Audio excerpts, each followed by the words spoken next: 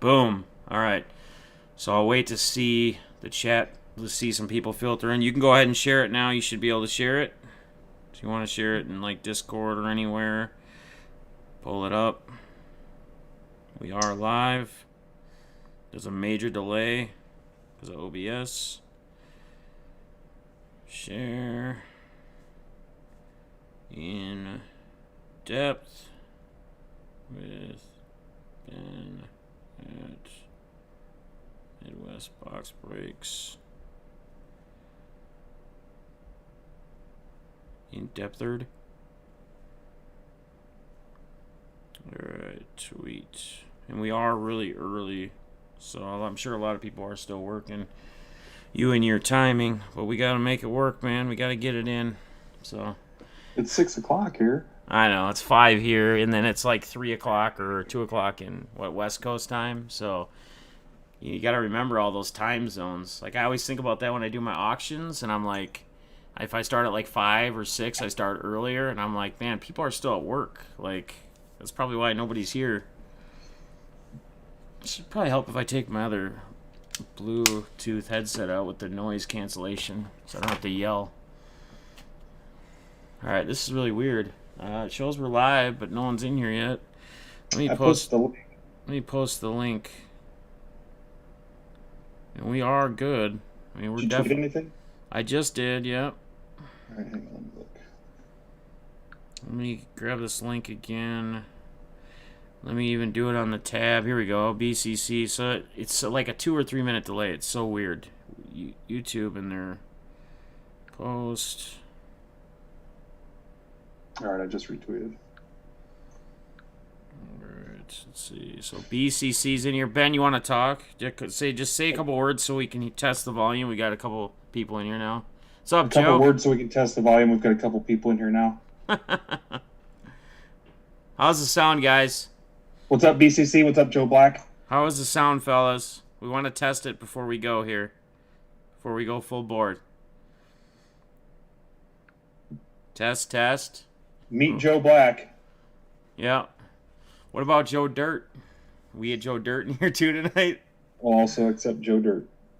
There was it was somebody's chat room I was in, and they had David Shapiro and the other attorney from like the O.J. Simpson. I'm like, what is this O.J. case? Nice. Sterling, what's up, man? Mr. Smiles in the house. Rodolfo, how you doing, man? Welcome. Wow, you gave Sterling a wrench? Sterling's got a wrench in my hood, yeah. In my hood. Sterling's a good dude. What's the volume like? Talk, Ben. Just talk so we can test it still. We need feedback. Smiles? What's up, Mars FX? What's up, Rodolfo? BCC Breaks, Mr. Smiles. What do you guys think? Is it good? Are we good? Would you subscribe to something like this right now? Yeah, or would you say, screw it, forget these guys. These guys are clowns. Does this look like something you'd scroll through Facebook and you'd see this and you'd be like, no way, man. No way. This is a stack sale. I'm out. Oh, man. All right. So they say it sounds good. Everything's clear. Everything's good. All right. It is officially 5:04. I want to welcome you guys to another episode of In Depth with Defness. Tonight, I am joined with a very special guest. Some may know this face. Some may know this name. Some may know his fame. It's Mr. Ben from Midwest Box Breaks. How you doing tonight, fella? Hey, what's up, guys? If you recognize me, I am a spawn of Harry Potter and Tony Stewart, I've been told. So this is what you got. Right on. So we've been trying to do this. I guess I would say three times the charm, right? The third time's a go. So we are green light. We are go. Are you ready, Ben, to get in depth? I think so. The teasing got a little, hey, drop what you're doing. I'm ready to go on. And I knocked my family out of the way at dinner and run down here and be like, oh, man. Oh, wait. 3 or 4 times, I was done. Oh, wait. I think I felt that same way. Hey, when are we doing this? Where's the link? What's going on? We had it narrowed down to every other cloudy Tuesday between 5 and 6. So here we are. That's right. All right, guys. Well, welcome. This is going to be a fun interview. We've been waiting for this. The people have been waiting. We're finally here. We are on. So I guess, Ben, really what I want to do is I want to start from where it all started for you as far as growing up. Where did Ben grow up? Where did he spend his young years?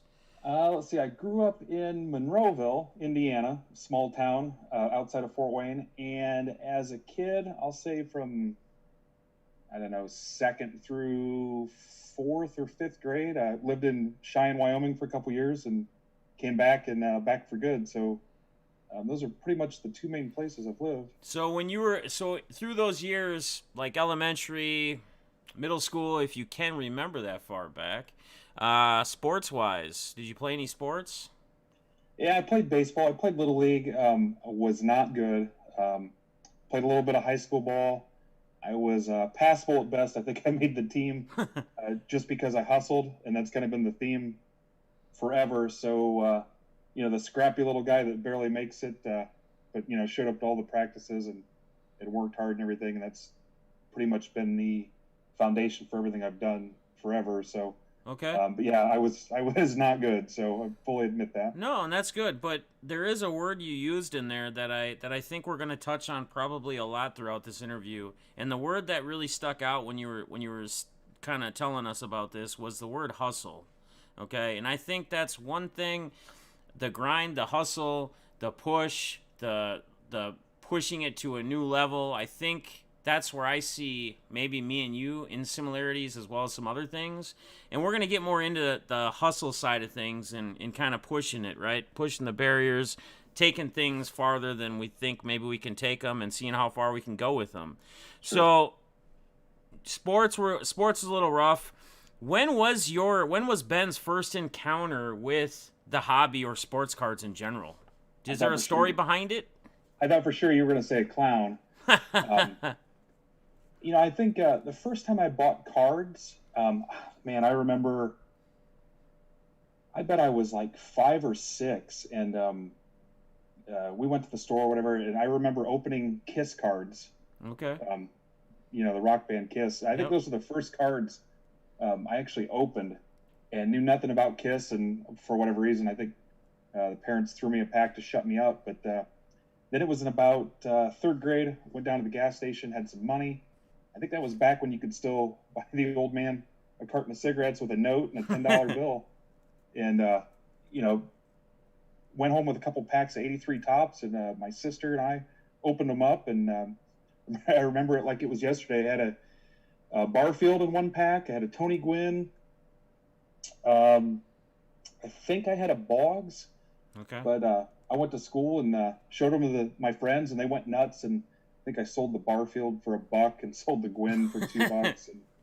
And that's how it kind of started, and then stopped for maybe a year or so, and then started tearing it up maybe like 86, 87, going crazy. So Okay, so kind of that McGuire time frame, Bo Jackson time frame. yeah, well, for me it was Mattingly. So there was a little Yeah. gap there, and I've always been a Yankee fan, that far back. Yep. But yeah, but for me it was Mattingly, and that it kind of took off from there. So Okay. So, was there anyone in the family, your father, your mother, anyone, maybe an uncle or someone, was there anyone that kind of got you to where you got interest in the cards when they first came about in your life, or was it just something you found on your own? no, my dad said that he had cards, and he remembered going to a White Sox game when he was a kid. I think their Boy Scout group went there or whatever, and he had autographed White Sox players and whatever. But I didn't really pick it up from him. It's kind of weird because it went backwards, and he's been gone for a few years now. But Sure. he kind of got more into like non-sport cards and stuff. Okay. So and that really didn't appeal to me. So there was a little bit of a gap there. But like a lot of people and the people we bring into our group, there were several blocks there where I simply didn't collect. But I think it was mainly my circle of friends. And, when you've got 10, 15 friends in a small town and they're all into G.I. Joes, you find Oh yeah. yourself wanting a G.I. Joe. And then same thing with cards, and got into it, and it just kind of stuck. So, And I don't know about you, but you talked about selling a Barfield for like $1, some of those first packs. But I think like when I was in my time when I was first into that collecting back in those days, like the tear jerker and jawbreakers and the candy, that was like the hustle or the sale in school. you had the kids that had the big bags of them, and they would get like they would go to Sam's Club with their mom or Sam's Whole House Warehouse. They would get a big jug, and then they'd bring them, and they would be selling them for a quarter or 50 cents or a buck a pop. On the side slanging them like there's some big dope dealer or something. So That's what I remember when I think of like back in the day of like selling stuff or doing a little hustle back in school. That Barfield for a buck may have gone far, but I tell you, that kid that had those sack of tear jerkers, man, he was racking it in, and I don't know where he was spending that money, but he was living good at that age. dude, I'm going crazy because that was me. So the high school and the middle school were together. It was 6 through 12, and I would go down to the dime store and literally buy the Now and Laters, the Chicka Sticks, the Blow Pops, all that stuff for a dime each. I would take them to school and sell them for a quarter and not spend anything. It's almost like the card hustle. Yeah. Not spend a dime of the money, take all that money, go back in. And it got so big, the principal pulled me in and told me not to sell it anymore because I was taking money from the band. And got out of gym one day, and a couple bully types were in my locker raiding the candy and the money and stuff. Man. And I think I capped out at about $200, and starting with $10 or whatever it was. But that's kind of how I knew Isn't that crazy? There was something there. But hey, it's like anything else. You're killing it until something stupid on the outside tries to slow you down. Yeah, there's always. But yeah, I was. The other hustle was. I'd help people with their homework in exchange for completing my sets. So, hey, here's my 88 top set. And, oh yeah. Really? I wrote some English papers. Tell us about it, man. Tell us about it. That's interesting. Guy would give me a paper or want answers, and I'd give him the answers and say, oh, by the way, here's my 89 tops checklist. He'd come back the next day. Hey, I had 150 of those cards for you. And that is I don't know, with inflation and the value of 89 tops now, I don't know who came out on that deal, but that's actually, dude, that's awesome, man. That's the first time I think I've ever heard of somebody that had a hustle of like helping other people with their homework and actually getting like their sets of cards, like finishing off their sets of cards or completing their sets of cards, man. That is absolutely insane. That's very cool. That's an interesting story. Yeah. So were you like a lot of us where, you got into it a little bit, or you got your first taste of it, you maybe collected for a little while, 86, 87, you're doing this, doing that, and then you kind of get through those years where girls start getting involved, life starts changing, you kind of lose a little bit of interest in the cards, maybe, you eventually, you got married, and you have a family, and you have children, but when was that the same for you as it was for a lot of us, like where we kind of took that break because we were busy out chasing the girls, or just life had changed? All right, so I'm trying to think of when I remember actually still buying cards. I remember 89 Upper Deck, because we were hitting 89 Upper Deck hard. The first Leaf set, which was like 90, I remember hitting, maybe it was 91. Okay. No, it was 90. It was 90 Leaf. So I remember hitting Leaf pretty hard, and then that first, like 92 Pinnacle, something like that, and that would have been about my junior year, and I'd say senior year I was probably done. And I got a job working at a grocery store bagging groceries, and I was playing ball, and was really about working as much as I could. I can remember the store manager got on the assistant manager for letting me work 55 hours during spring break while I was in high school.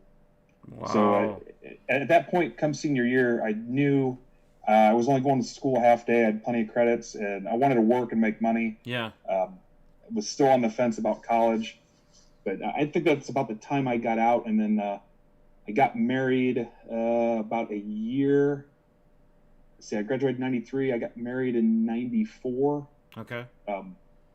Divorced, but remarried now. But that's a story for farther here down the road. But that's about when I got out. And then I think people knew I still collected cards. And I remember like 2001, Ichiro, Pujols, stuff like that. Dabbled a little bit. Just, hey, I haven't bought cards in a while. Buy a couple. Yeah. But really never fully got back in. Once I got into eBay, got a computer and stuff. Started messing around a little bit too, and going through my boxes and trying to sell. I remember listing a whole stack of Barry Sanders and a whole stack of Favre rookies. I thought, man, I want to make a ton of money. And my Favre lot sold for $4. Oh wow. So yeah, I was there's a huge gap there. I'll say it goes from, not counting a box here or there for something to do. I'll say the gap goes from 94 to about 3 years ago, with just a little bit in between sprinkled in. Okay, and I don't know that I don't know how much you really want to get into it, and you don't have to. But you had mentioned you had gone through a divorce and obviously remarried, happy now, whatnot.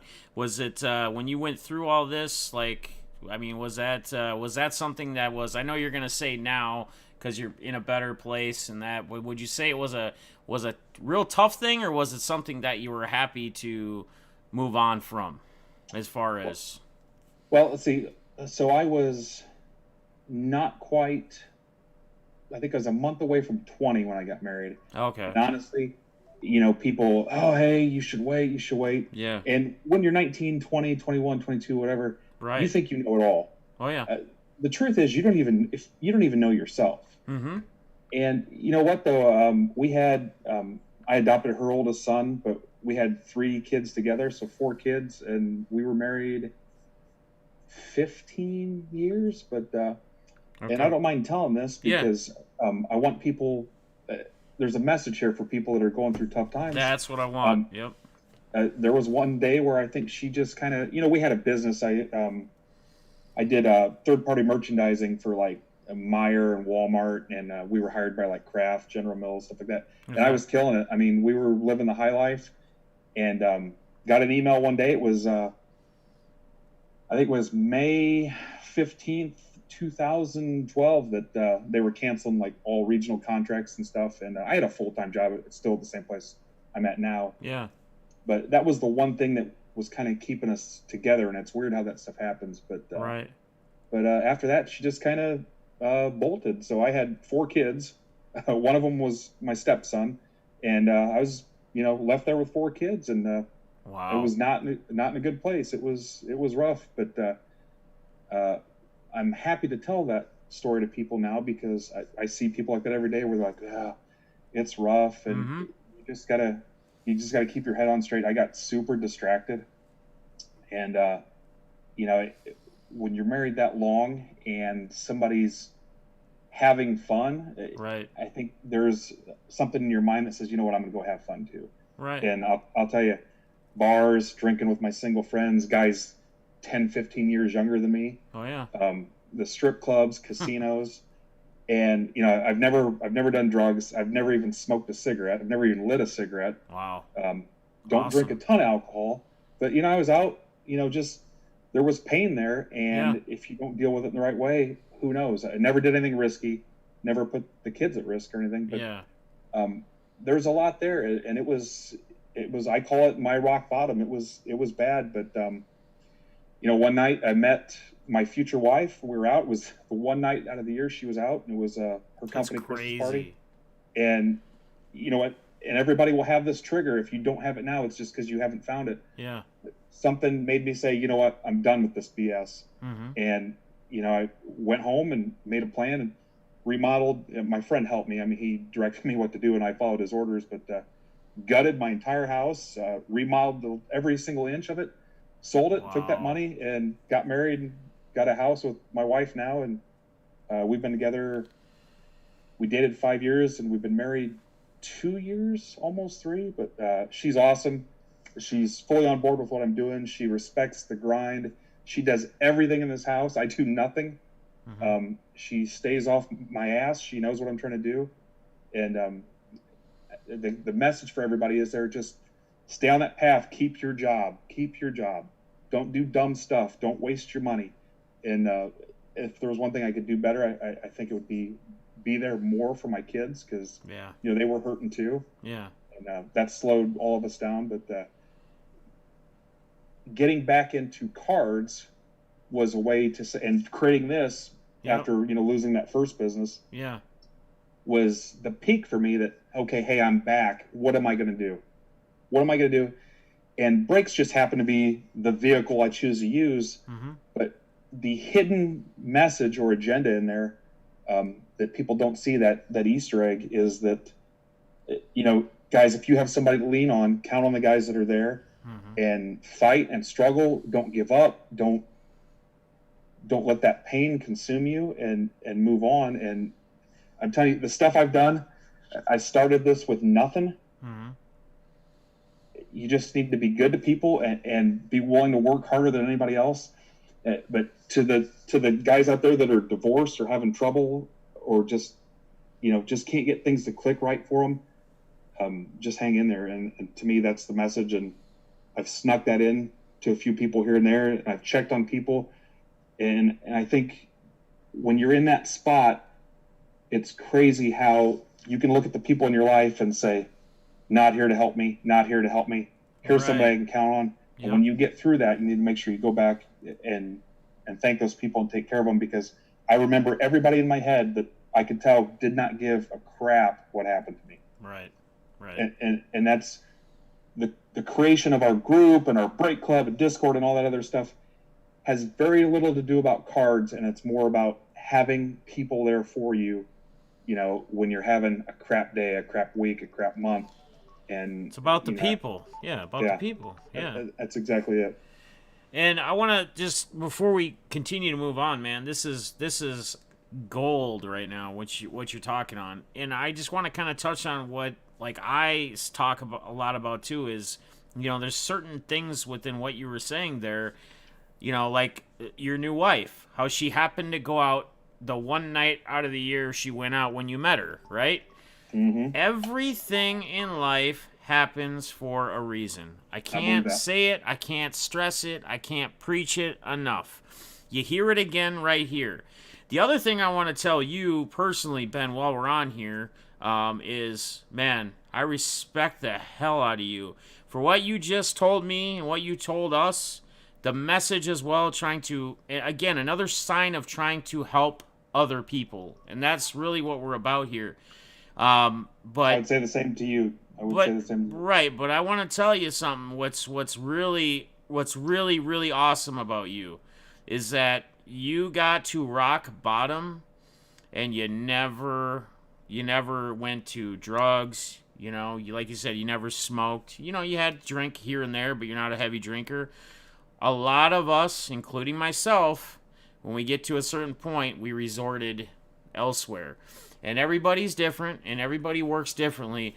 But I just want you to know from myself that I respect the hell out of you for the stuff you had gone through and what you went through, and keeping yourself the way you are. It's incredible. It's awesome. And it's a great story. And it's something that I really honestly feel like when people watch this, either now or watch this later, some people will take something out of that story, that message that you just shared with us right now. So again, thank you for sharing that. I will tell you guys, don't judge. Do not judge people. And I've got a high school education. I've always been a good parent, and I've always worked hard. When I knew when things were bad that a neighbor told somebody that they said that family's basically trash, you don't know. You don't know. I'm the farthest thing from it. Do not judge people until you know their whole story. Love that. Yep, I love that. And it's crazy, man. And again, this is why I think me and you relate in a lot of different ways. And it's continue to hearing some things you say. And I mean, I was just talking about judgment and judging and stereotyping of people 2 or 3 days ago on one of my walk streams. I mean, and here it is. Here you're bringing things up. So I love it. I love it. I love it. So how many kids now? So total between both marriages, 6 kids, but I'm down to 2 in the house. Okay. Well, hey, that's awesome, man. That is awesome. And I can already tell, and like you say, and here's one other thing I actually want to touch on from what you had shared with us just now, is the whole where you mentioned you wish you could have, you wish you would have spent more time or would have been there more for your kids. And I can think honestly, all of us say that. I mean, I sit and I ponder that all the time. Man, you know what? I wish I would have done this more. I wish. And I guess the best thing I could tell you and tell anyone else from hearing that is just as you're sitting there wishing and thinking, I often tell people that time is nothing but against us, right? Our clock is constantly ticking. We can't pause it. We can't stop it. We can't turn it backwards. So, things that you're thinking of or regretting on or wishing you did, try to focus that now moving forward and try to find ways where you can spend more time or you can, whether that's with your children, with your friends, with family, a parent, whether if they're here, or a grandparent if they're still around, whoever that may be. So once again, man, awesome. Well, real quick on that, Defness, if I may. Yeah. So Gary Vee said once, and I'm not going to try to convince you one way or another how to feel about Gary Vee. I met him at National. We've talked through DMs before. He's answered stuff at 1 a.m. Guy's always been good to me. I get, where people have issues, but he said time is the ultimate commodity, and he was right, because when you're younger, money, you get to a point where you're like, wow, I'm 45, I can't take this with me. Right. And you really need to think about that, because it comes down to time, and again, the time with the kids, and when you stop focusing on the money, things change for you, and they really do. Yeah. And you, Ben, you kind of touched on it as within the gap, and then where that you kind of resorted to the breaking. So I guess I don't know if you truly completely answered this, but when did you decide that, you know what, I'm gonna become a breaker? I'm gonna start doing card breaks. So we got this house, and I've always had something going on. I've always had something. Before, I worked 2 jobs, like right out of high school. Actually, even in high school, I worked 2 jobs. But again, hustling. Yeah. And then then I had that business that I talked about, and that was pretty successful. But outside influences, something you can't control. Mm-hmm. And then I fixed up my old house. Then we moved into this house, and I actually finished the basement. Again, I know my weakness is I suck at remodeling stuff, but I've got a friend that, I paid cash, and if he said, hey, before I come back, I want, all this sanded, that's what I did. But finished the basement, and then after that, I was like, okay, now what? I can't watch a bunch of TV. I don't cook on the grill all day, and all those things are great, and I applaud the people that can do that. But right. I'm not wired that way. So a guy I worked with quit to go sell cars. He said, dude, I'm the general manager. I'm killing it. Come try it out. And I destroyed it. I mean, I was killing it, but I was putting in a lot of hours. Right. There were days it didn't feel right. Yeah. And there's some great people out there. There's just days that didn't feel right. But I started talking to one of the guys. We started talking about cards. Well, at the same time, again, it's weird how things happen. Madden Crazy Titans fan. Bobby. Coworker. Yep. Bobby, we start talking about cards, and next thing you know, I'm in a couple breaks, and I start breaking it. Buck City, Top Shelf, I think a couple of Steel City, started breaking on eBay. Yeah. And it fit a lot of the things that I needed for me. It was sports, that gambling itch, and as much as I try to eliminate the gambling aspect of it, that juice, that rush that people need.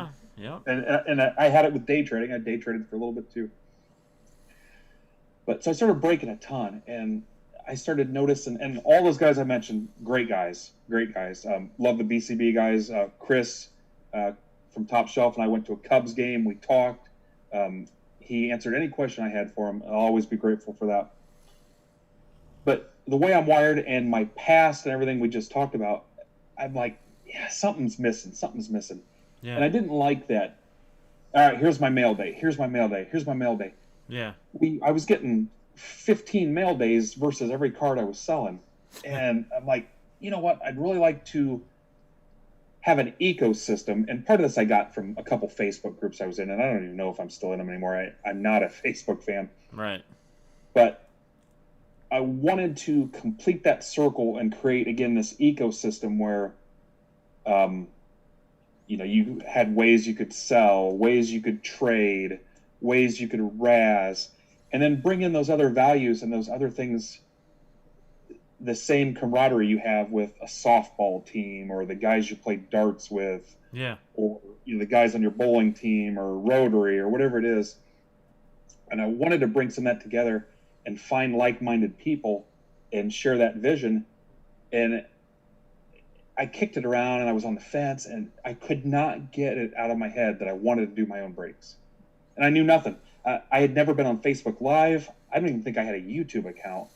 It literally took me tinkering around for a month trying to figure out why I couldn't upload 2 cameras. So I realized my computer was 10 years old and I couldn't do it. Yeah. But that's the thing. Anybody could do this. You just have to be willing. Yeah. I couldn't get it out of my head. So after meeting with Chris and everything I did, screw it, I'm going to do it. And here we are, and 2 years, this is the 2-year anniversary. Yeah. And I am the thing slowing us down the most because we haven't scaled appropriately. And I between Coach and Troy and Kedrick and some of the people we've brought in, we're slowly, I've got that nucleus of my OG guys, Vandy and Warren, who's not with us anymore, rest in peace. Brent, Mark, all these other guys, that nucleus, and then you've got that core group and then the layer around it, and just keep bringing in new guys that we feel get it, or new and returning collectors like us, guys that have come back. Right. And it's gotten crazy. I mean, to me, it's huge. To other guys, I'm sure to somebody like Leighton, I'm the gum on their shoe. But I don't care. I don't care because for 6 months, I didn't worry about money or making a dime or anything. I just wanted to bring in good people, and here we are. So, but that's what really started it for me, was that I wanted that other piece. I needed more than just buying into a break and getting a mail day and then trying to sell some of the cards on eBay. And the one thing too, like, it's interesting in how you've kind of built this and how it's kind of grown and how your approach is. I mean, I feel you've done it in a very smart manner. You talk about it. You just listed a bunch of names of people, right? That are key core people. So what did you do? What did Ben do? He went out and as he started to grow, he built a team. He grabbed the people, the main people, the core people he felt that he trusted, that he felt brought something to the table, that he felt was going to help him grow the breaking business and grow ultimately the community, right? And help bring the people in. Because again, like he mentioned earlier, he's very people based. It's not as much the business aspect, even though it is a business. He looks at it more on the people side. And I want to tell you, like, I've brought this up to you before, and I've actually said this to you before, and I want to say it again while we're on here and while these guys are watching. But the one thing that I really picked up and admired about you when you would be live or when I'd pop into breaks is how you would go through the list of people, and anytime there was somebody new, I mean, you knew, and it was new guy, right? It was saying new guy. Jim T, just for an example, Jim T, new guy, and then, hey, he would also know when somebody hasn't been around for a while and they come back. He points that out. He's like, hey, I haven't seen you in a while. It's good to have you back. Like, taking the time. It's not just rush. Here's the list. Go, go, go. It's him actually taking the time and interacting and being involved and actually showing that you care about the community and you care about the people that are in there.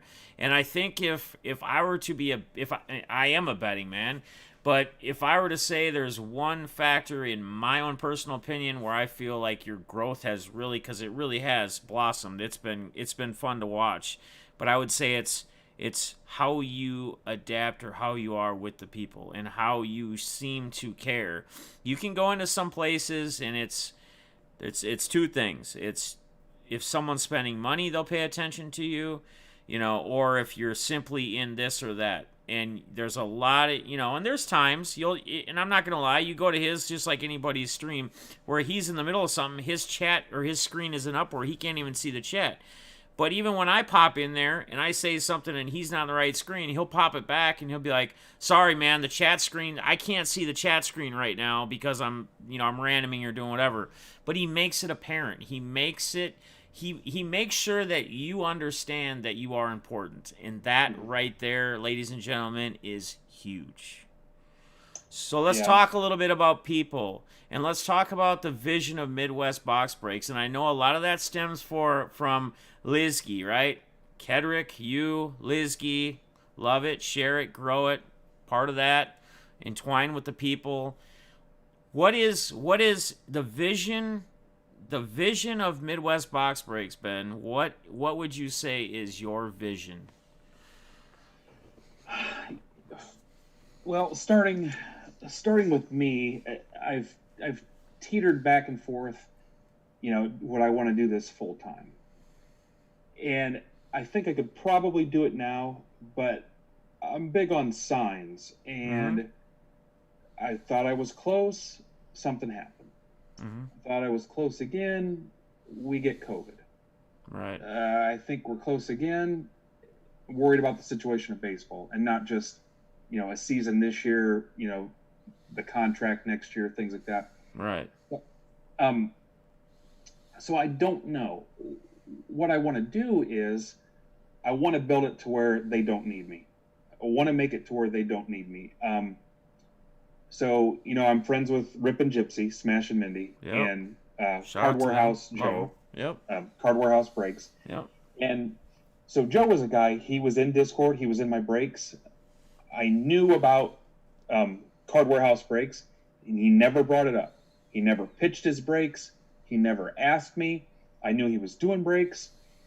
He came in, he participated, he helped people. Okay, here's a guy. If I'm going to create this break club network, here's my test dummy. Well, at the same time, Smash and Mindy, there was an opportunity there. We started talking. I liked that Mindy had the patience to go on and sit there and engage with people while she was trying to get breaks filled. Yep. She didn't say it. Nothing's filled.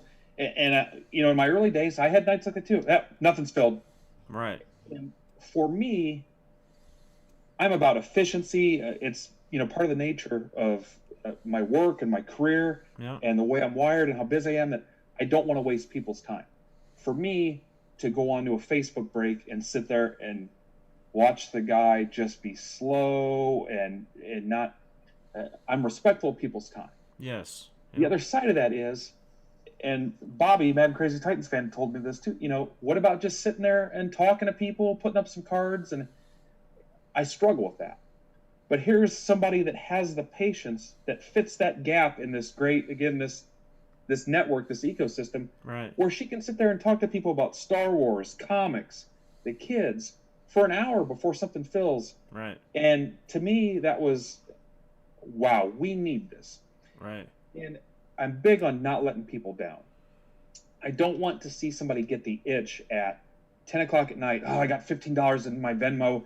Here's Johnny's shopping cart rips. Right. He's got 2 blasters. Oh, crap. He never shipped the cards. Yeah. I'd rather offer something to them to keep them in-house. And not for the money, because, these are other breakers. So I brought in Gypsy, and those guys, I've met them. It fits. So, we try to bring in admins, Coach. I cannot stress enough how much Coach does. I mean, the guy gives endlessly to people. And then, again, those layers of people, the new guys come in and say, wow, here's how they roll in here. Yeah. So when I have the opportunity and a new guy comes in and says, hey, what's the difference between Hobby and Jumbo? And no one answers for 2 minutes. Right. This guy says, hey, you know what? Jumbo's got 3 autographs. And that's kind of where it starts. But I want it to function without me, I guess. And I'm so limited on my time. And I met Kedrick at National, and Kedrick and I talked for a minute. We didn't know each other. Mm-hmm. And he says, well, I've got a 5-year plan. And we just laughed about this the other day. I thought, oh, crap, this guy's going to do breaks. Because that was my thing. Nobody in this area was doing breaks. Yeah. I'm like, oh, my God, this guy's going to do breaks. But we started talking, and everybody has started to see what Kedrick's about now. Oh, yeah. And, I mean, the one day my son's car wouldn't start, and I'm sitting here trying to print labels and ship and stuff. Kedrick goes down to the neighbors, for whatever reason we didn't have jumper cables, goes down to a total stranger's house and gets jumper cables, come back and jumps my kid's car. Because I'm trying to do, he's shipping, he stops, And my son comes down, Derek, and he's 21, and he goes, "Hey, my battery's dead. Can you jump me?" First thing out of my mouth, because I'm focused. I'm like, "No." You're ready to throw the monitor through the window. Yeah. I said, "No." And Kendrick jumps up. He goes, "Come on, man." And I think I probably disappointed him that day too. But my kids know that, this is my baby too. And of course, I told him. I said, "Hey, dude, sorry. They know it's timing with me." Yeah. And I don't sleep a lot. Sometimes my fuse is short. Yeah. So, I've certainly got faults. But so here's, Lasigi, love it, share it, grow it.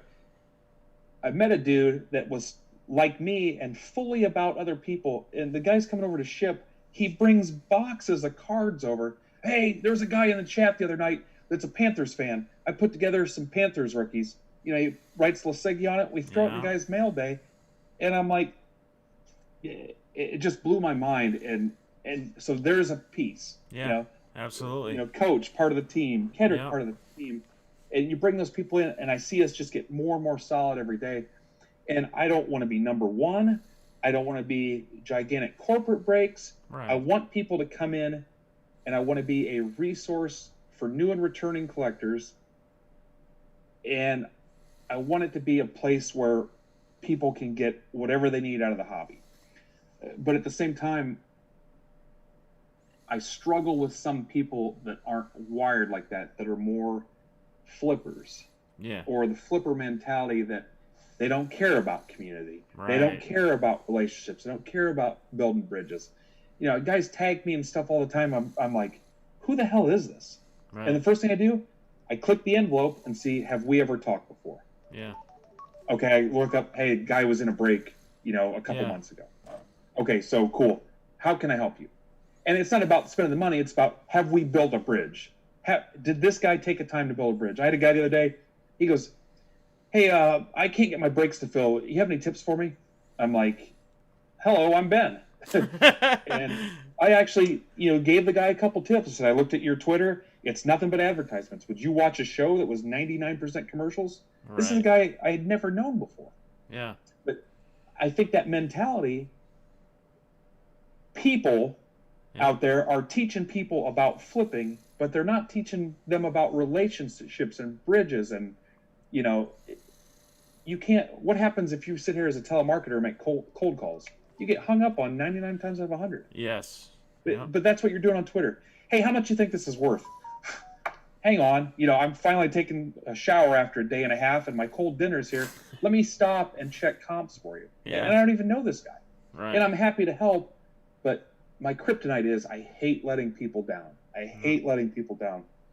But at the same time,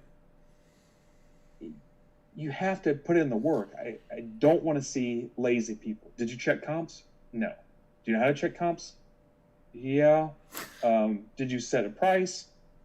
But I see more and more of these guys pop up. And when I first started, oh, crap, here's another breaker. Here's another breaker. Right. Here's another breaker. Well, now there goes another breaker. There goes another breaker. Yep. They drop off because they don't want to put in the work. They don't want to put in the work, and they don't have a vision that... I've talked to guys through DMs for an hour while I was trying to print labels, shipping, and did make a dime off of it. But I stopped that dude from getting scammed. Hey, I'm going to trade. How much do you think this Jordan's worth? Dude, come on. This Jordan is raw and looks perfect. Yeah. And this guy is a card seller and flipper. Ask yourself, why didn't he send it in to be graded? Because it's fake. Right. And 2 days later, hey, this guy's selling fake Jordans. But I guess to go all the way back to your question, because I'm getting long-winded. No, you're good, man. That's what this is for. But again, I want it to be self-sustaining and can function without me and be a place where, hey, I'm getting back into cards. Where should I go? And there's tons of great breakers out there, and I love them all, and I'm friends with a lot of them. I really don't like it when new people come in and they're lost, and I've stopped people from buying dumb crap countless times because, hey, I want to get into something, or, hey, I'm buying a card. You think this will go up? And I've had people buy into breaks before where I realize they don't even know what they bought into, and it scares me. And where people screw up is they let that rush and that adrenaline, and that fear of missing out consume them, and they make bad decisions. Because this came up today with Dominguez, the Martian. Yeah. Everybody had to have one. $150, $200, $300. Oh my God, I need these. Wow, if you waited 2-3 weeks, the dude hasn't, and I'm a Yankee fan, the dude hasn't played a game. We're all the way down to $30 or $20, $25. Right. But I've seen people act irrationally because they had to get that now, and it's patience, and they freak out, and suddenly they're not even in control of their own actions, and you're out $1,200, or I hate it for people to spend their money and be empty-handed. Right. So patience, yes, patience is definitely a big word, and if we all could work on better patience in everything, in all aspects, in listening and understanding what other people are telling or saying, because that's the other part of the patience, Ben, is somebody starts saying something and somebody all immediately jumps to the end of whatever they're assuming the ending is going to be, and then that's what they tell other people, and that's where Tommy John is a bad dude because he's saying this about somebody, and that's not even where the story actually went to, because they didn't take the time to understand. They didn't have the patience to sit there and understand. They want to get to the end now, when sometimes you need to wait to actually understand and hear the whole thing to understand what's being said. I want to touch on this because this was actually one of my questions, and you kind of brought it up a little bit, but I didn't really get an answer of why. So when you talked about it possibly being full-time for you, where you wouldn't be working another job. Hey, did we get two thumbs down? Did we get 2 thumbs down? Somebody just said. Don't worry about it, man. Don't even bring attention to that, because you know what? That is good. Well, any thumb is a good thumb. They're actually watching us, so they are fans. I didn't shave. That's probably the deal. That's probably what it is. Anyway, so you talked about the full-time, possibly, but you don't think you're there. Then this happened. Then this came up. But then you also touched on you being able, this thing being a thing without you. So I kind of want to hear, there's 2 parts to this. I want to know how close you think you are to being full-time, to where maybe you give yourself more time and you don't work another job or a full-time job. And then what is the plan, or what does it look like if you're saying you want everything to function without you? Well, I'll tell you another key word, if we were to just break this down into an outline: leverage. I'm huge on leverage, and when you have leverage, it changes your thinking, and it opens, I call it the yellow brick road. It's a little term I use all the time. I didn't make it up. I think it came from a movie about 80 years ago. But that leverage in that, okay, I still have a job. I have amazing benefits. They pay me well. The work's not that tough. If the hobby crashed tomorrow, I'm okay. Mm-hmm. What that does for me is I'm not running a business. I'm running a hobby that generates revenue, but I don't touch that money. And the fact that I cannot be influenced in money by money in this creates the fundraising stuff we do, the charity stuff. Right. If a guy DM me tomorrow and said, "Hey, I won in that spot, but I've only got, $20," I'm going to find a way to get him in. "Hey, I'm a Cubs fan. Your spot's $50. I saw it $40 somewhere." "Yeah, sure, take it, dude. Yeah, take it." That creates this safety net where we don't have to work on the bottom line, and we can focus on, let's help this dude out. Hey, let's send a rack to this person. Hey, let's do a fundraiser, things like that. So I'm burning the candle at both ends, and I'm actually running myself a little ragged. Right. But at the same time, I'm willing to do it to be able to be put in that position. At the same time, while I'm killing it here, while I was working from home and everything else going on, I mean, even with no sports, I'll be honest, we're killing it. Right. I still don't keep track of the money, but if something happened with my work, I've got this. Right. And I like the fact that, because I've had people try to work the money angle on me to benefit themselves. It doesn't work. You have to come up with something else. So I don't know how, or I don't know if I want to. Let's say tomorrow, hey, no baseball, and then next year they're on strike. The bubble burst. We're in junk wax 2.0 or whatever. Okay, what else Right. do you guys want to do? I've got this network of friends. What do you guys want to do? Yesterday, somebody talked about creating a Madden network in my group. Hey, let's all start playing Madden, and I can still keep the group, and I don't have a dime in business debt. I've got quite a bit of inventory, and this isn't a brag. This is 2 years of busting my butt, basically working 2 full-time jobs, Right. and whatever our group needs, we can do. If I need to help people get plane tickets for national, we can do it. Right. So it would be tough to give up that leverage. And hats off to the guys that quit and make the leap, because I know that I'm held back. And I always think of the scene, I think it was one of the last Batman movies. Remember where Bane broke his back and he was stuck in the prison and he Yeah. couldn't get out? Yeah. He couldn't get out because he had that rope tied to him. Right. Well, I've got a rope tied to him. And could that be a negative? Yes. But the people, I know a couple people right now that have taken that leap and gone full time, and I applaud them. But I don't want to put myself in that position yet, and that's why I kind of said, let's make this to where it could function without me. So where maybe, a couple years down the road, it's time for a break, or I go on vacation. Right. The thing can run without me. I want it to be self-sustaining, I guess. I gotcha. And I can understand it. I mean, I can totally understand where you're coming from and what you're saying. You want to make sure that, again, there's a lot of uncertainty right now with sports and with a lot of things. So we're not in this prime era where everything's been running smooth as it has before this whole virus thing hit and this pandemic, if you want to call it that, hit. I guess however you take it. I do want to touch on a couple of things too that you kind of mentioned, but what was the deal with the whole? So talk about Break Club. I mean, you mentioned it as you were going through the whole little deal, but kind of tell the people what they get from Break Club, or what Break Club gives the people. All right, so Break Club kind of unofficially was a Twitter room where we were maxed out at 50 people. It started as a way for me to quickly communicate to everybody instead of sending 50 DMs or whatever. And then when our friend Braden told us about Discord and set that up, it kind of evolved into something else where, okay, now here it is. We can branch off into little rooms, and we've got our OG guys and our season collectors and whatnot, but I really tried to make it this school and this bubble that new guys could come in and trust people, not get scammed, not get ripped off, ask questions. Right. Hang on, I get an alert. Uh-oh.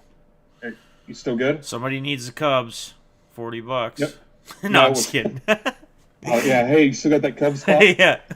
No, people in the chat are now like looking at the teams. Oh, $10 off. the website's bone dry because I'm setting up for the anniversary. Right on. But so I want a place for new and returning guys to be safe, to ask questions. I've been in Facebook groups where people have been ridiculed, or hey, look at the card I got. Oh, dude, that's $1 card. Stuff like that. Right. I'm after guys that have a PC, guys that are collectors, guys that want to build sets. We've got our percentage of guys that, want to operate their own little hustle and flip and things like that, and that's okay.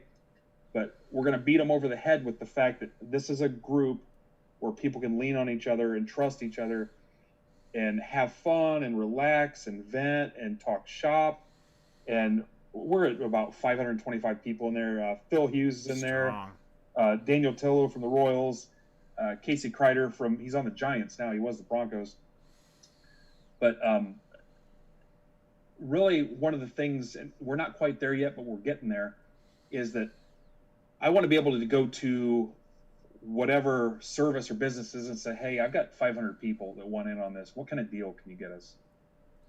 And, I don't know any business that doesn't want 500 customers instantly. Right. And that's really what I want to get. I want to get everybody moving in the same direction and truly make it, a club where, that buying power, again, creates leverage for us where, hey, do you want to sell 500 of these, or do you want to sell me one? Or, hey, how would you like, to offer your product to this? We've had the Replin guys in there. and some other stuff.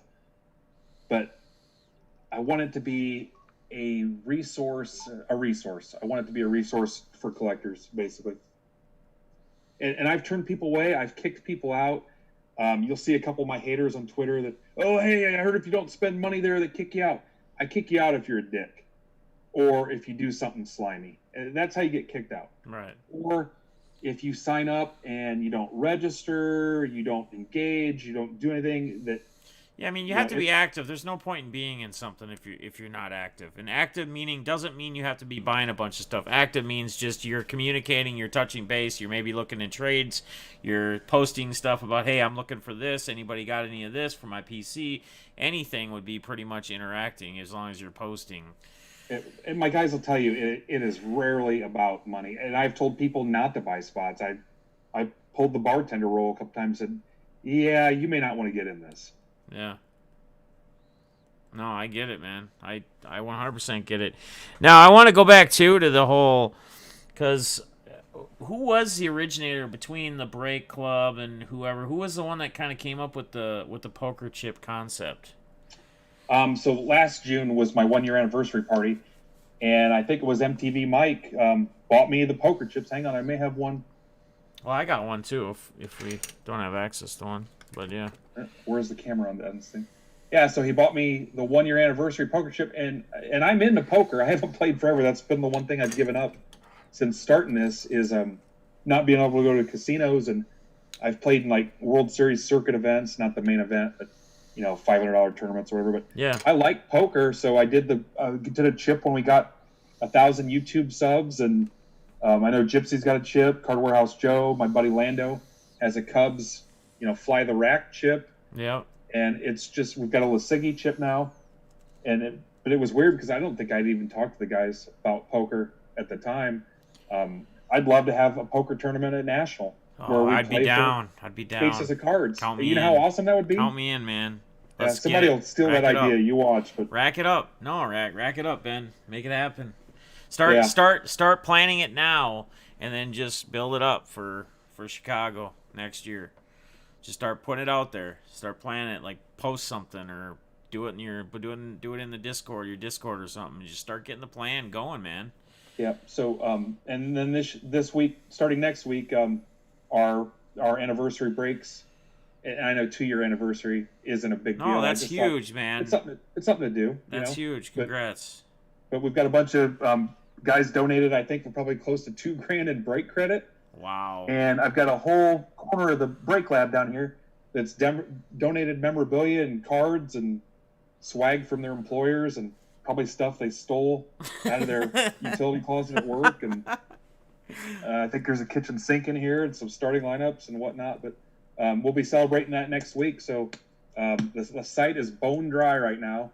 But give me a day or so and we'll get some cool breaks on there. And I'm not going to wrap it up quite yet. We're getting close to an hour, and I know Ben's like itching. He's got something to do. He's pushing the envelope here. But I'm good. One thing I want to say, Ben, no, and it's nothing. It's just I know it's you're like me. You got a lot going on. It's that hustle. It's that grind. It's time is everything.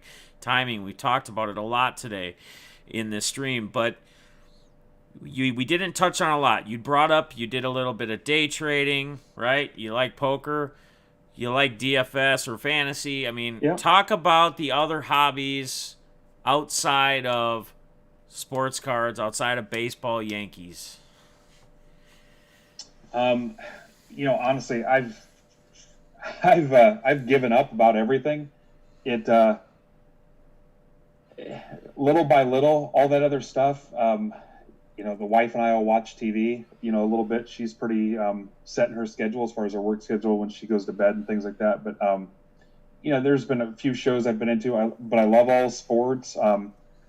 Again, probably the poker and casinos, and I'm not a big lake person.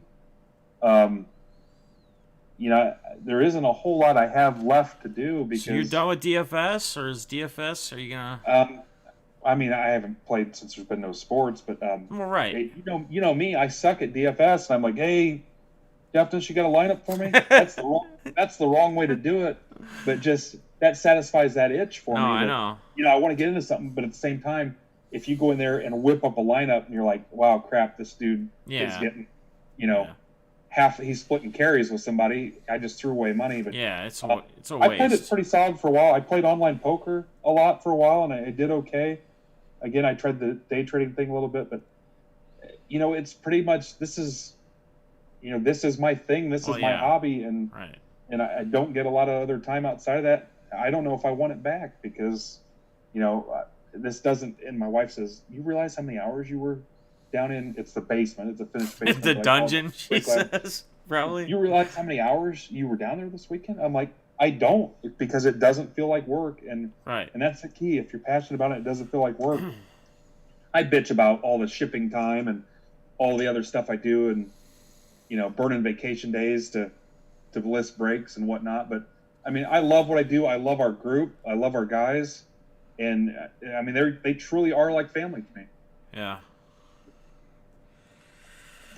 All right. Yeah. Is there anything else? Did you guys? I don't know how much time you have. We are at about an hour now. Is there anything else you want to touch on? And again, guys, before anything else gets said or done, all of Midwest Box Breaks info is down below the description. His links, his YouTube channel, the website should be there, I believe. All that. I might have to go double check because it's from what I had last time, but I'm pretty sure I have all the stuff. Twitter, all that should be in there, so you guys know how to find him if you don't already follow him, if you're already not subscribed to him, if you don't know where to get to his website. It's all in there. But Ben, is there anything else you wanted? This is kind of your time. You're in the spotlight. Anything else you wanted to say or bring up before we do maybe a little Q&A? I'll say that, and I mentioned this before, but I'll revisit it. I'm really looking for people that want it to be more than just the money, but at the same time, I want to network with people. I'm looking for opportunities.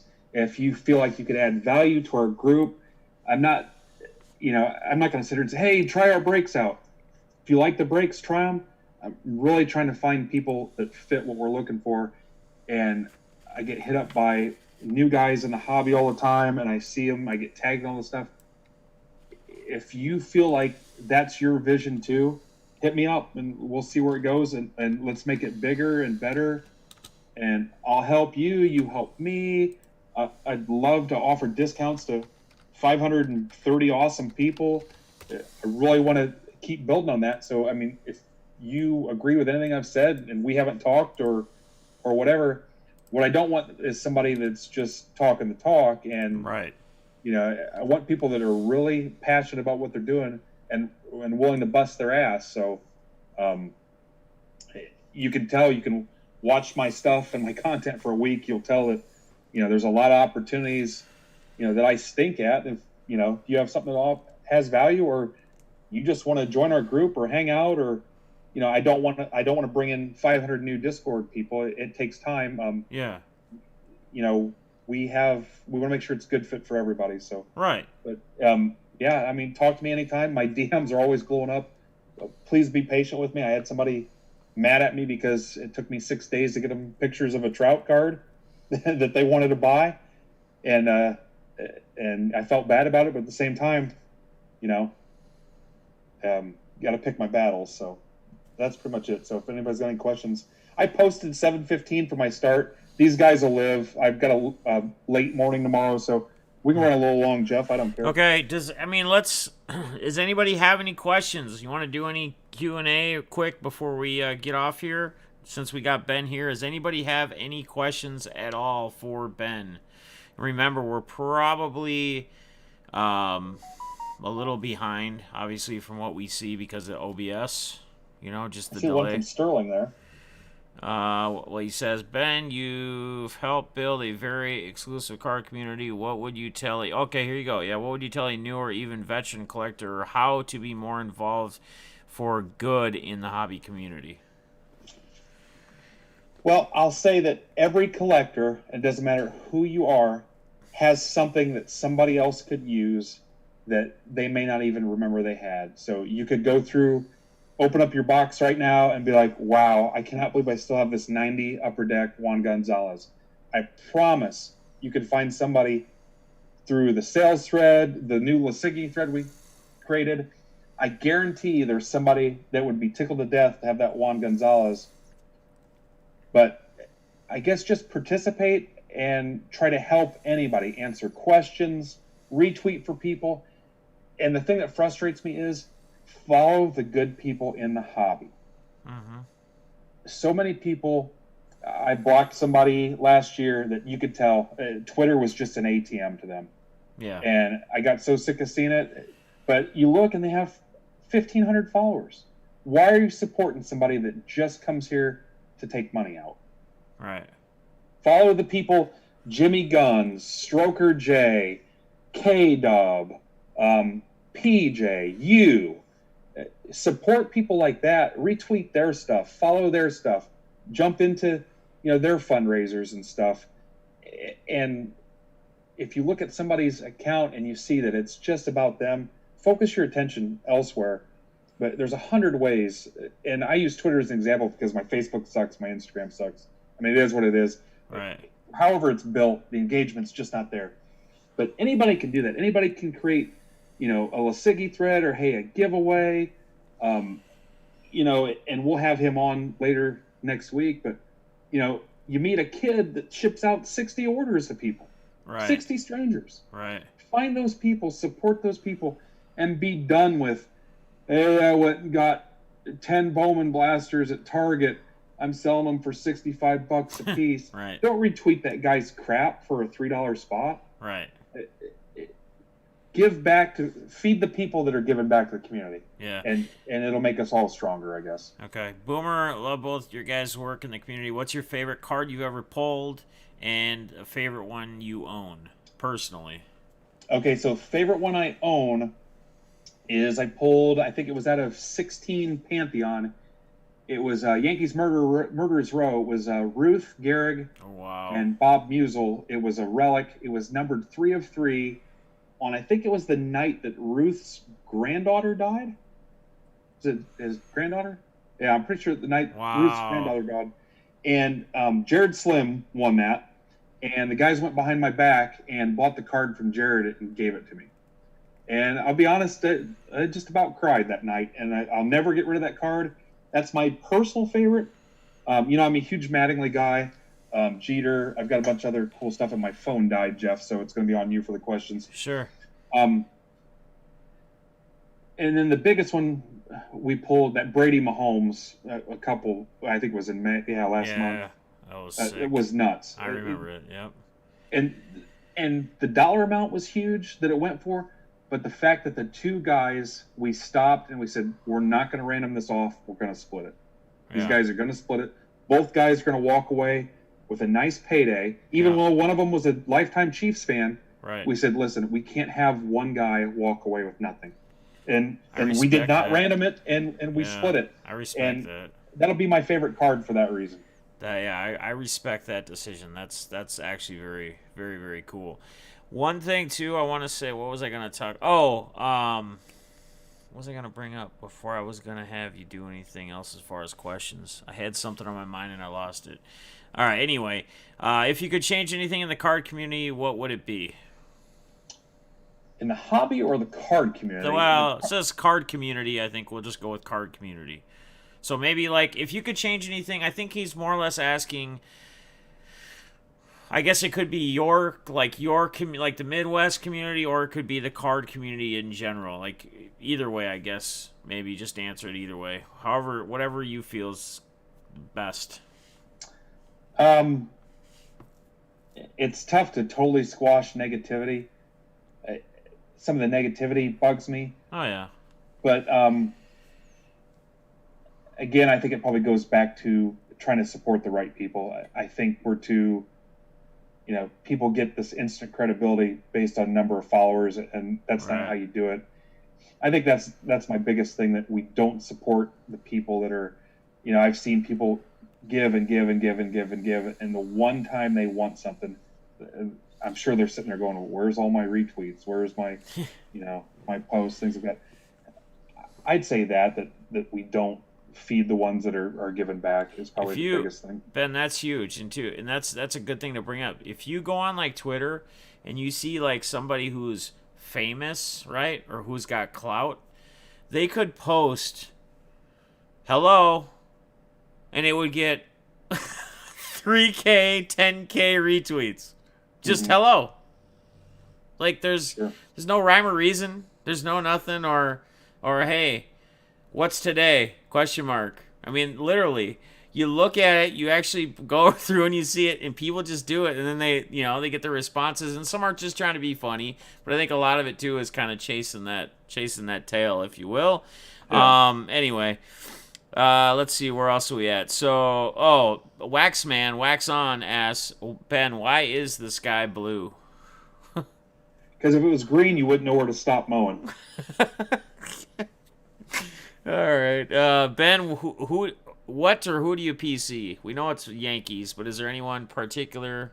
Mattingly, Mantle, Maris, and I'm not rich. There's not a 52 Mantle sitting here. Mattingly, Mantle, Maris, Jeter, guys from the 90s Yankees teams, not the crap teams, but, Mattingly played on some bad teams too, but, the guys, the core guys, Posada, O'Neill, David Wells, stuff like that. I got a couple Judges. I don't get nuts about, Judge. I got a few Gleyber Torres. I don't really chase those guys. And then Niners, I'm old school. Montana, Rice, Roger Craig, Lott, Young, even T.O. I've got a pretty substantial Kaepernick stash right now, which I've watched skyrocket here recently. That. Yeah. And then I'm a Lakers guy. I don't talk about it a lot, but I'm old school Lakers, even before Kobe. Yeah. Magic, Worthy, Kareem, stuff like that. LeBron, LeBron's LeBron. I don't think I have any PC LeBron stuff, but to me, I don't know if he's a Laker. Right. I'm sure there's diehard Lakers fans that probably, but I'm, Magic, Kobe, things like that. Sure. And Notre Dame stuff. And you did mention Boston Red Sox in there too, right? No, absolutely not. I'm just kidding. All right. Ben is the man. Shut up about the sun, as Sterling Wilson says in parentheses. Guys love my dad jokes. They stay for the dad jokes. That's what I was actually gonna say. I forgot when I was in that in between. Like I was gonna say something. You know that picture of you where you're like yelling and you're pointing like let's fucking go or whatever. And I asked you if I could use it as a emoji. I should have got that thing set up in my chat before we did this interview so people could be posting it. So do you know the story behind that? No, tell it quick. I did this half-ass call-in segment, and our buddy Tom, Hudson fan, called in, and he was talking about something, but I'm still doing the break while these guys are talking, and I think I pulled an Acuna auto. Oh, and nice. I'm like, man, I don't want to yell in Tom's ear. The phone's sitting right here. So I just, mimed that I was screaming and going nuts, and the guys got a kick out of it. Dude, I love it, man. I'm telling you, it's going to be added. I already asked you your permission. It's going to be added in the emojis. I just never, dude, I've been that busy. I haven't had time to do it. So, yeah, I hear you. Let's see. What else? What else we got? What is your favorite person you've ever had chicken fingers and fries with as lunch? That probably came from Tom. That's Hudson fan. So the coolest thing about National was actually getting to meet all those people. And our buddy, the GOAT, Eloy, invited me. He did a live break in a bar. Jimmy Guns was there. I think Coker and Plowman were there. Maybe it was just Plowman. But a bunch of other dudes. And, they did a break. And to me, that set the bar. I was like, wow, I want this too. Where the next time, I want to see my guys there. And anybody that met me from the group knows that, I tried to buy them lunch, tried to buy them a beer, whatnot. And the struggle with that is everybody has something different they want to do there.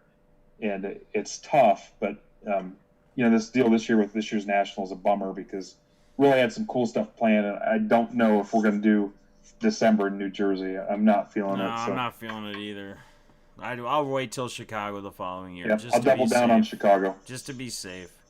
I remember it was awesome. I'm trying to figure out anyone else. Sterling, you talking to me? Well, that's insane. Seeing if we miss anything else. I don't think. What's your favorite stuff to break? Product wise. I love triple threads. I love Bowman's Best. Hey, turn the other way, like you're kind of leaning out of the screen. You're in the screen. Yeah, there you go. Okay. love Bowman's Best, love triple threads. I know I've always had good luck with certified football.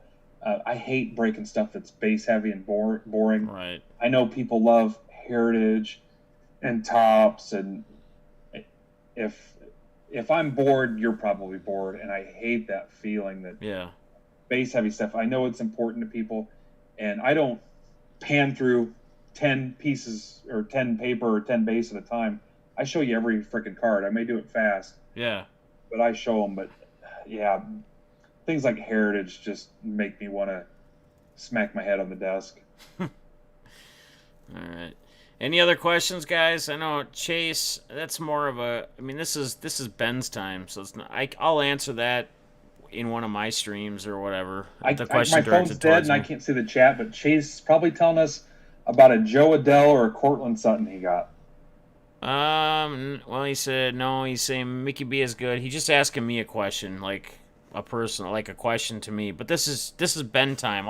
I'll answer that. I'll tell you what, Chase. I'll answer that on my next live stream that I Chase, do. put some cream on it, and then if it doesn't If you clear could up after about use 3 days, to the doctor. Here we go. This is a really good one. This is a good one from Balls, my man Balls. And lean your chair the other way or something, because then you'll be in the screen. I know you're getting tired. I know I've burnt you out here, but I'm let's go. comfortable. Come on, hustler. All right. Can you see me? If you could use Okay. one word to describe Kedrick, what would it be, and why?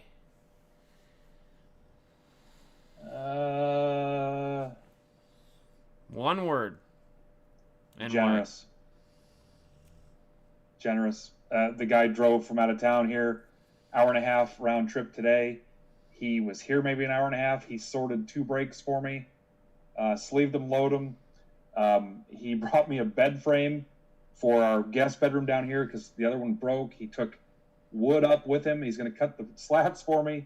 The guy's insane, and I think he just hit 1,000 followers. But you need people like that in your life, whether it's cards or it's anything. So I cannot thank him enough. And guys, if you guys don't know who Kedrick is, he has been on In Depth. I think it was episode 3 or 4. I'd have to go back and see which episode it was, but he was up there in the beginning of the episodes, and there's a reason why. And this one was just delayed because me and him had miscommunication as far as doing it. I think we're both just busy, and people were coming to me asking me, and I was not going out asking people because people were just coming. So, DJ V says, but are they in one touches, Ben? Question mark. It's an inside joke because I always get somebody, hey, are you going to one touch that? And I don't do all that stuff while I'm live. There's nothing crazy down here to hurt your cards, but right. I always get somebody that, because they didn't see it happen, they're worried that I'm going to ship their stained glass LeBron in a PWE or something. Right. Yeah. Right. All right, guys. I think that's gonna wrap it up. We're actually over the time when you're supposed to be starting. You're supposed to be live. Ben, I want to thank you again for taking the time to be on In Depth tonight. I think it was an incredible interview. I hope that there's a lot of people out there that take a lot out of this. I think there was plenty of good messages, good stories, just a lot about you that I think more people learned. Anything else? Any final words before we say our goodbyes? Just that, again, we built this out of nothing.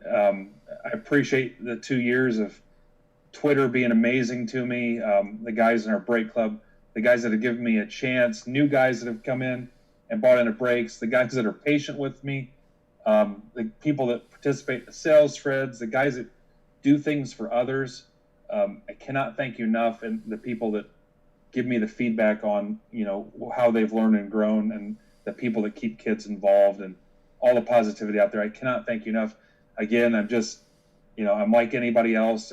We just happen to work hard and bring some good people in, and here we are. So I appreciate it, everybody. So I cannot thank you enough. This fills a place in my life that I didn't know would get filled. Again, it's my hobby. It's my second family. It's a lot of things to me, and I appreciate everybody so much. So all the YouTube subs, all that stuff, I really appreciate you. So thank you. Yeah, and you guys again, and again, Ben, like I said, I respect you earlier. What you shared with us, what you shared with everybody, kind of how you handled things at rock bottom. Again, congratulations on 2 years. Congratulations on, I think, an amazing growth with Midwest Box Breaks. It's been fun to see. It's been fun to watch.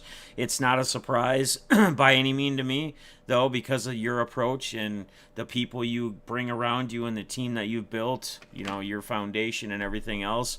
And guys, I want to end with this: hard work. If you want to call it hustling, if you want to use a word as hustling and hard work, which we heard a lot today in the interview, know that if you work hard, that hard work can pay off and you can make something out of it. Till next time, guys, be good, stay positive, and have fun. We love you. Later. Thank you. Thank you.